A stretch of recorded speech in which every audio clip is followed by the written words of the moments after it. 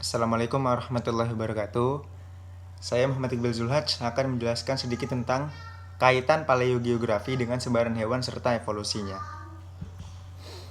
Yang A. Pengertian paleogeografi. Paleogeografi juga dieja sebagai paleogeografi adalah ilmu yang mempelajari tentang sejarah geografi.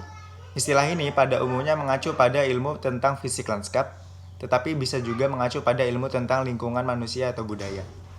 Saat fokus khususnya pada ilmu tentang bentang alam, kadang-kadang istilah paleogeomorfologi juga digunakan. Yang B. Hubungan paleogeografi dengan persebaran hewan. Fauna yang pertama kali muncul berdasarkan fosil yang ditemukan adalah jenis hewan yang masih sederhana dan tidak memiliki kulit luar seperti cacing dan protozoa.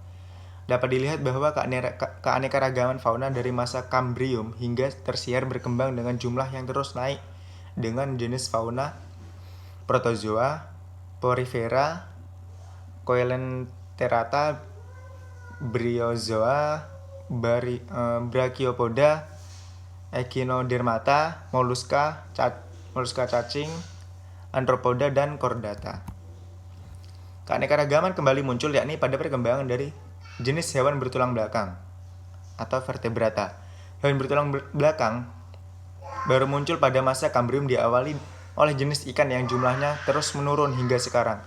Selanjutnya disusul pada masa Silur dengan Placoderms yang punah pada masa Trias. Muncul pada masa Devon jenis ikan lain yang jumlahnya sempat menurun di masa Trias namun kembali bertambah pada masa-masa berikutnya. Pada masa Devon juga muncul jenis amfibi dengan jumlah yang fluktuatif pada setiap masa berikutnya. Reptil mulai muncul pada pertengahan masa Permian yang jumlahnya juga mengalami fluktuasi.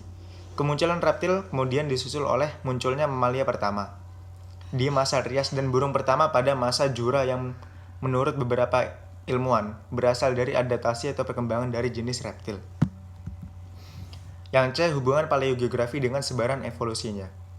Salah satu teori yang beranggapan bahwa faktor yang menyebabkan munculnya banyak spesies di permukaan bumi adalah teori evolusi. Teori ini salah satunya didasarkan pada kondisi lingkungan bumi yang terus mengalami perkembangan, dan makhluk hidup yang dapat bertahan telah mengalami evolusi sementara spesies yang tidak dapat bertahan akan mengalami kepunahan. Teori evolusi juga didasarkan pada perubahan DNA dan RNA makhluk hidup yang disebabkan oleh radiasi di mana planet bumi pada saat setelah pembentukan kondisinya masih belum stabil. Hal ini dijelaskan oleh Simpson pada tahun 1949. Berdasarkan bukti fosil diketemukan bahwa burung berasal dari perkembangan reptil. Tentu saja teori ini masih diragukan karena penemuan fosil masih belum dapat mengungkapkan apa yang sebenarnya penyebab keanekaragaman fauna. Sekian dari saya, kurang lebihnya mohon maaf. Wabillahi taufiq wal hidayah. Wassalamualaikum warahmatullahi wabarakatuh.